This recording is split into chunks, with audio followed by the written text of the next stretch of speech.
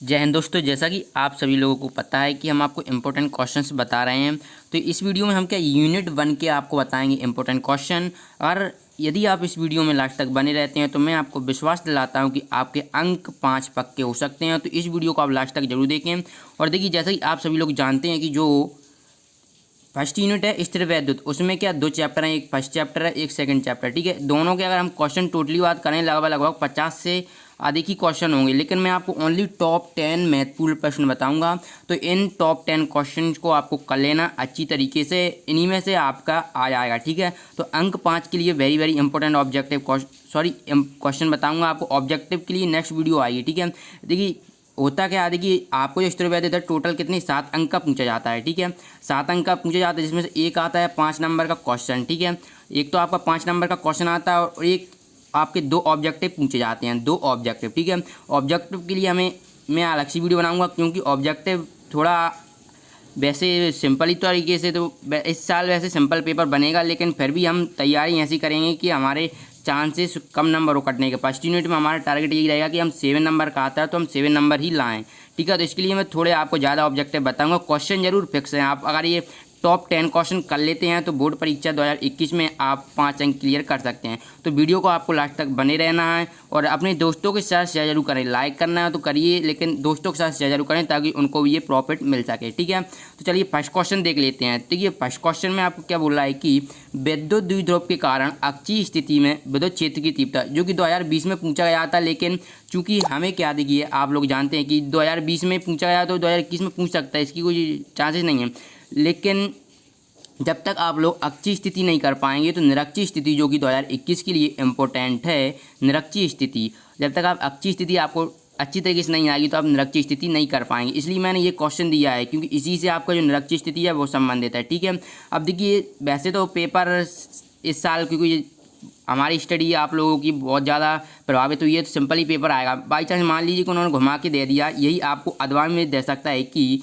एक छोटे वैद्युत द्विध्रुव से दूर स्थित किसी बिंदु पर विद्युत क्षेत्र की तीव्रता, यानी कि वो आपको इनडायरेक्ट तरीके से कह रहा है कि आपको अक्षीय स्थिति निकालना है। ठीक है, अब कैसे, चलिए देख लेते हैं। एक छोटे वैद्युत द्विध्रुव, तो वैद्युत द्विध्रुव क्या होता है, अल्प दूरी पर स्थित 2 समान परिमाण के विजातीय आवेश, मान लीजिए यहाँ पर प्लस क्यू है और यहाँ पर माइनस क्यू है। ठीक है, अल्प दूरी पर स्थित, ये क्या अल्प दूरी है 2L, अल्प दूरी पर स्थित 2 समान परिमाण के, क्या परिमाण तो क्या समान है क्यू, लेकिन उनके क्या विजातीय आवेश है, यहाँ प्लस है और यह माइनस है। ठीक है, तो क्या कह रहा है, वैद्युत द्विध्रुव से दूर स्थित किसी बिंदु पर, तो यहाँ से वैद्युत द्विध्रुव इससे किसी बिंदु पर पी पर, यानी वही डायग्राम वही बन रहा है, क्वेश्चन के अकॉर्डिंग आप चलेंगे तो वही बनेगा। ठीक है, अब यहाँ पर देखिए चूंकि ये फर्स्ट क्वेश्चन, इसमें आपको देखिए ऑब्जेक्टिव में इसमें ही बता देता हूँ, लेकिन अलग सी वीडियो बताऊँगा मैं। यहाँ पर आपको पूछ सकता है कि वैद्युत द्विध्रुव के ऐसा ही मात्रक या बीमी सूत्र बताइए, क्योंकि इस साल आपको क्या वैद्युत द्विध्रुव आघूर्ण का पूछा गया था। ठीक है, चलिए थर्ड क्वेश्चन देख लेते हैं। वैद्युत द्विध्रुव आघूर्ण को परिभाषित कीजिए। ठीक है, तो ये इंपॉर्टेंट है, आपको ऑब्जेक्टिव में मिल सकता है, इसका ऐसा ही मात्रक पूछ सकता है, बीमी सूत्र पूछ सकता है।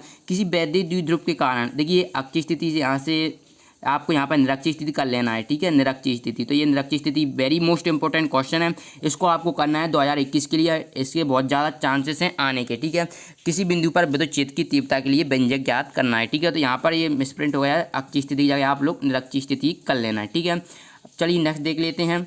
क्या गॉस की प्रमेय लिखिए तथा सिद्ध कीजिए। Very very most important question है, क्योंकि पिछले साल तो ये पूछा नहीं गया था, तो इस साल आने के बहुत ज़्यादा चांसेस हैं। गॉस की प्रमेय आपको लिखना है तथा सिद्ध करना है। ठीक है, देखिए ऑब्जेक्टिव में आपको पूछ सकता है कि गॉस की प्रमेय का कथन लिखिए 1 नंबर के लिए। तो आपको पता है गॉस की प्रमेय क्या होती है, तो फाई ई बराबर, ठीक है, गॉस की प्रमेय तो आप सभी लोग जानते ही होंगे क्या होता है, कि फाई ई बराबर क्यू अपॉन एप्सिलॉन 0। ठीक है, तो ये गॉस की प्रमेय आपको 1 नंबर में ऑब्जेक्टिव में पूछ सकता है और 4-5 अंक का पूछेगा तो टोटली पूरा पूछ लेगा। ठीक है, कि गॉस की प्रमेय लिखना है आपको तथा इसको सिद्ध भी कीजिए। ठीक है, चलिए अब इसके बाद नेक्स्ट देख लेते हैं। तो नेक्स्ट क्वेश्चन है, गॉस की प्रमेय की सहायता से कूलॉम का व्युत्क्रम वर्ग का नियम लिखना है आपको। देखिए वैसे टॉप 10 क्वेश्चन मैंने आपको बताए हैं, टॉप 10 क्वेश्चन इस वीडियो में बताऊंगा, लेकिन टोटल क्वेश्चन कितने हैं, 12 हैं। देखिए जैसा कि मैंने आपको बताया, जो फर्स्ट क्वेश्चन था उसका अथवा में आया था, उसका अथवा वाला क्वेश्चन तो फर्स्ट ही है अक्षीय स्थिति, लेकिन पूछने का दूसरा तरीका हो गया। इसी प्रकार जो गॉस की प्रमेय की सहायता से कूलॉम का जो व्युत्क्रमण का नियम एक इस तरीके से पूछ सकता है। देखिए किस तरीके से कि गॉस की प्रमेय की सहायता से विद्युत क्षेत्र की तीव्रता के लिए व्यंजक ज्ञात कीजिए।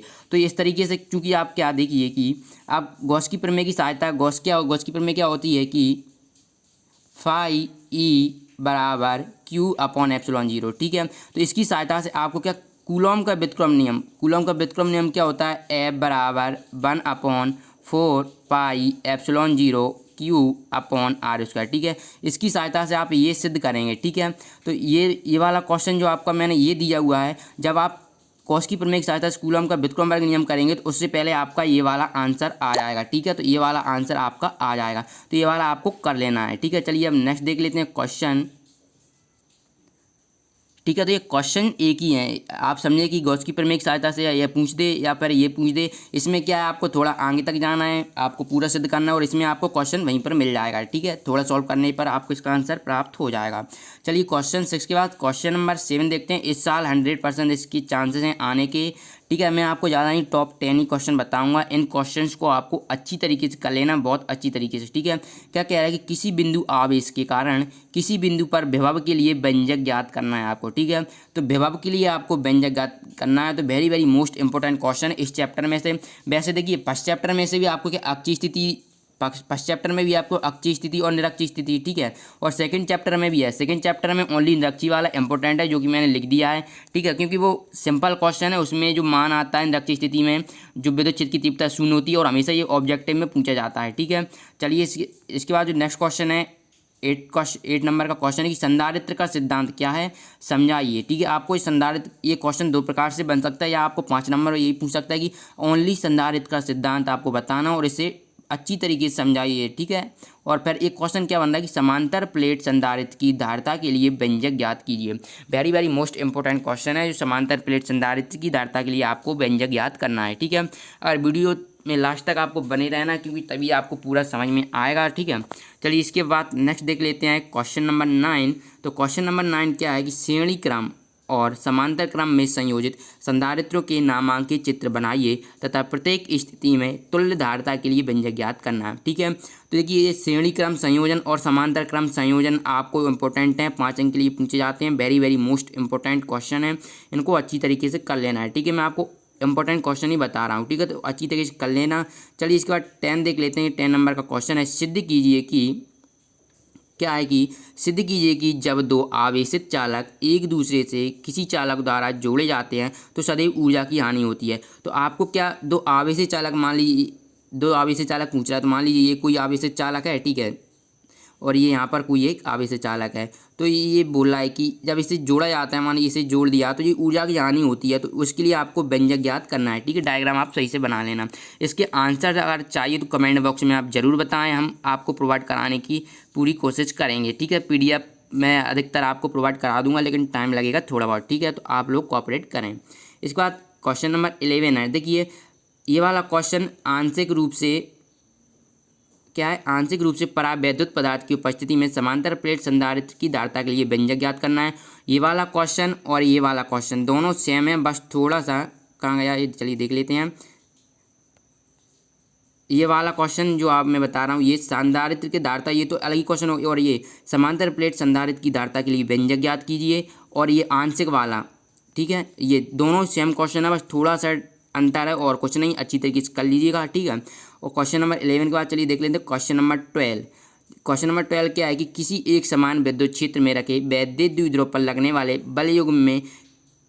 बलयुग्म में क्या गुण का व्यंजक लिखिए। ठीक है, तो ये यहाँ पर मिसप्रिंट हो गया, तो चलिए देख लेते हैं, इसको सुधारते हैं।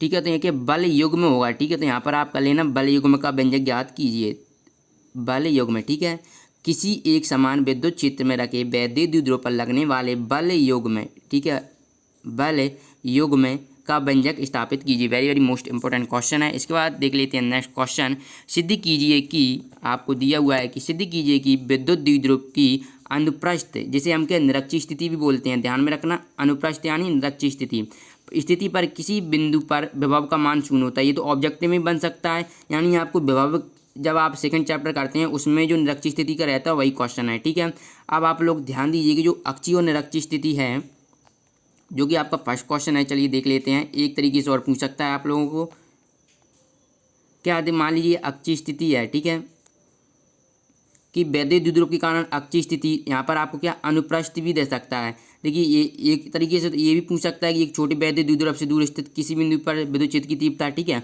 और एक आपको अक्षीय स्थिति ना देकर ऐसे ही पूछ सकता है, आपसे ओनली ये बोल देगा कि भाई वैद्युत द्विध्रुव के कारण अक्षीय स्थिति ना देकर वो बोल देगा कि अनुदैर्ध्य, ठीक है, अनुदैर्ध्य स्थिति में विद्युत क्षेत्र की तीव्रता के लिए। तो आपको करना यही है, अक्षीय स्थिति वाला ही करना है, ठीक है। 3 तरीके से पूछ सकता है ये क्वेश्चन।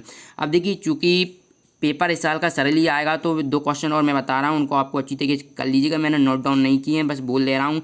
एक क्वेश्चन है समविभव पृष्ठ, ठीक है, समविभव पृष्ठ किसे कहते हैं, ऑब्जेक्टिव में पूछा जा सकता है, और इसके गुण लिखिए, ठीक है। तो ये आपको ये कर लेना है, क्वेश्चन इंपॉर्टेंट क्वेश्चन है, क्योंकि पेपर सिंपल आएगा, आप लोग कठिन की तैयारी करेंगे कि हार्ड पेपर आएगा, लेकिन पेपर सिंपल ही आएगा, ठीक है।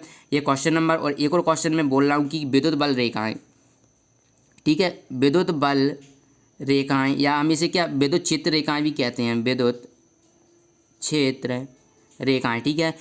आपको बताना है कि विद्युत बल रेखाएं किसे कहते हैं, इसके भी आपको गुण लिखना है या विशेषताएं लिखना है, ठीक है, किसी प्रकार से पूछ सकता है।